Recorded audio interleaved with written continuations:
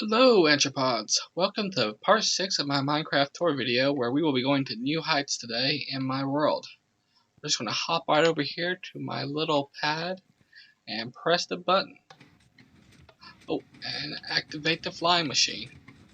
It used to be this thing would just kill me or throw me off. But with the new honey blocks, it actually holds me on. Isn't that amazing? I love it. Alright, so as we're going up here you can see this little area here, which is actually my girlfriend's, fiance's builds. We're not going to spend too much time on that since they're not really mine. The present I built for her, so you can see right down there. But as we head on up, you can have a better look at the castle area. See, there's the piglin farm, the regular farm, and the castle. My boat. Hi, boat. Still floating. Good job. Proud of you. There's the little arrow shop, potion machine.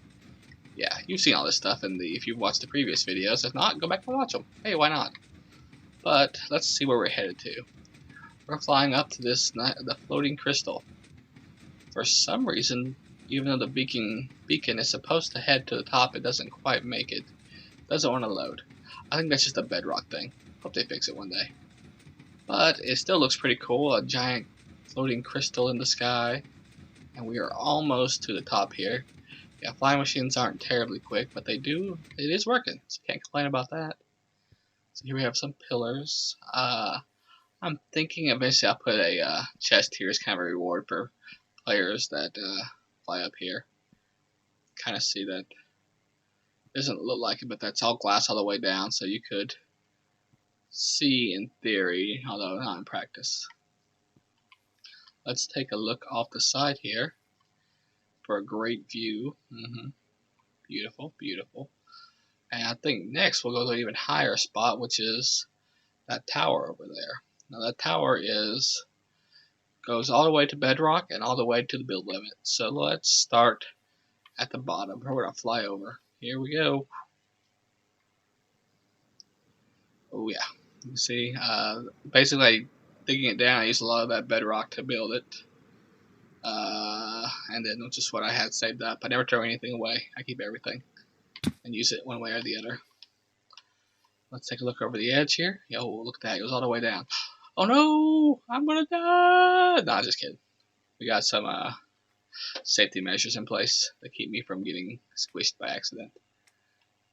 Yeah, some green slime. Isn't that great? Alright, let's mosey on in here. Very bottom. I keep this level very dark. We put an elevator from the very top to the bottom. Let's go up a few floors and look around before we actually take the elevator. Yeah, here we are. A lot of the same. I'm thinking at some point I will build like a quiz room type thing where you gotta ascend the tower while answering questions. I think that might be the best use, and then that makes it easier to decorate too once I have a theme in mind. Because even if I color coded, I'd run out of colors. There's just so many floors. I haven't even counted them. That would be a good project. Ah, here we are. That's what I was looking for. And then this is actually the entrance to this tower, but it's also leads to the dungeon. Oh, yep, see, there we go. You've been here before. And let's fix that real quick. We'll just put this for now. We'll come back and use the correct stuff. But let's take the elevator to get up a little bit quicker now. Green for up, red for down. You can see all the little individual rooms. They're all pretty much the same. Just a lot. Just a lot. But as we zip on to the build height, we'll get some nice views. In fact, let's take a little quick step off the elevator, if I can. It's easier said than done. Yeah, we'll just go on the way up. You know what? Let's just go on the way up. Alright. Ooh. Yep, nice overhang, and you get a great view looking straight down. If you're afraid of heights, that could be a little disconcerting. There's one more. Yep. Look at that. Alright, we'll come over here, take another look around. Ooh, that might be a nice thing to check out next. But let's head on up to the very, very tippy top. This little room I'm working on in the meantime. That portal, which will take me, we'll explore the nether, my nether. in a later episode. Did quite a lot of work on it too. Need to get a map up here. The fish are placeholders. And then here we are, the very top of my world. Build a little shrine here, quartz and white concrete. The snow just kind of made it place itself. And we had to warm up the lake here to keep it from freezing over. It's awful cold at the top of the world, but we do have the best views from up here. Now I'll come back to that in just a moment. First, let's take a look over here. That is for a map, so I can have a solid black map for portal uses. I'll show something about that in a later video as well. Here's a nice, great view of the castle, the trading hall, the boat, all of that. There's the crystal we were just at. Gorgeous. Alright. So, let's go ahead and fly over to what I've been calling my clock. So this is one of my more recent things I've built. And it was inspired by a book by Brent Weeks, his Lightbringers novels. 5 in total, just finished them actually. And his talks about crystal towers, and that kind of inspired me to make my own crystal towers. So here in the center we have this color changing beacon. It's set to a daylight and nightlight sensor, so depending on what time of day or night, it changes colors. Right now we're at blue. And then each one of these crystals is both representing a color and has its own properties. So like the red ruby here is fire, also kind of elemental based.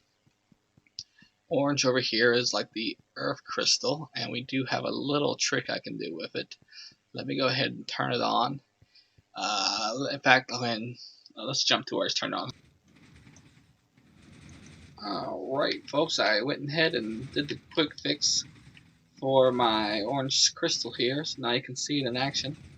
See it throwing the orange sand up, being the earth crystal, it moves earth. Just like that.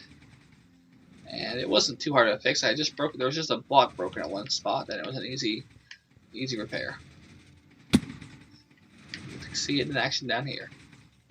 There it goes. Oh, we're bouncing on back up. Alright. Well, there we are. Let's go ahead and take a look at it from a distance too, because it does look kind of cool from far off. Kind of see it bubbling up. Alright. And let's go ahead and move on.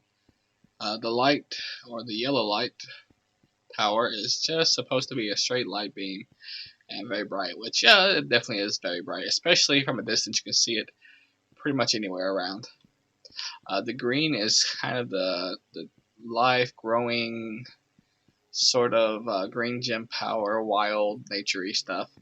I kind of want to redo it. It's a little off center. You can kind of tell by the line here. So maybe when I redo that, I'll fix that when I will do an updated video of the repairs. Here comes the blue one. If you guessed water, yep, definitely have that water thing going. And we can even take the little streams to the top. And I actually have a shortcut to this passage that goes through the water tower. We can't go backwards through it, but we can see where you come out at. Makes a nice little fountain at the top. And then purple, which for the Minecraft, I decided like nether should be its own element. So it's kind of my nether tower. We have the crying obsidian, which will drop sparkles, little nether crying droplets down on you. And then inside we have a really large nether portal. And let's see, I think that's all of the towers. Let's see what color we got the beacon. Get a little closer here.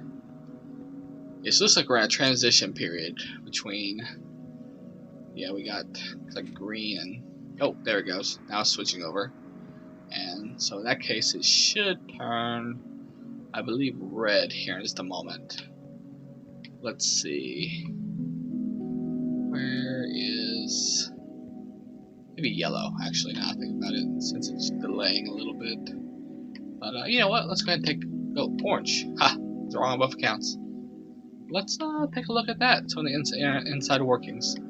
I believe I have an entrance hidden somewhere. Let's see.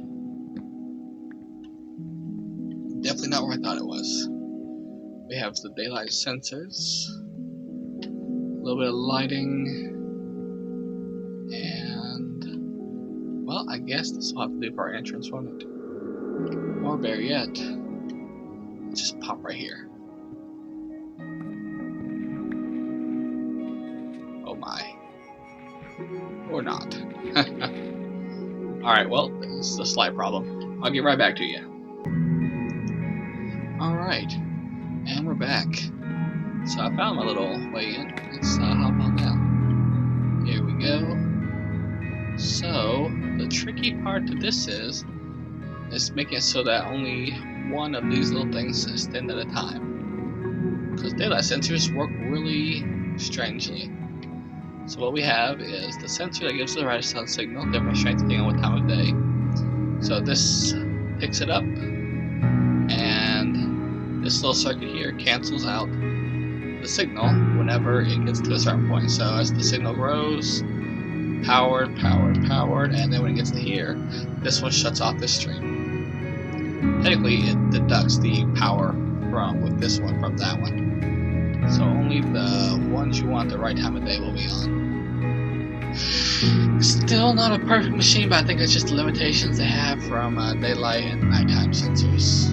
Because occasionally we have more than one on at a time, even though they shouldn't be.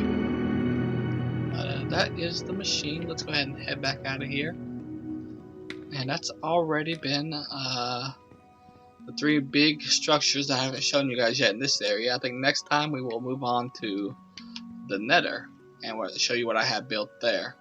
So thanks for tuning in, and I will see you guys next time.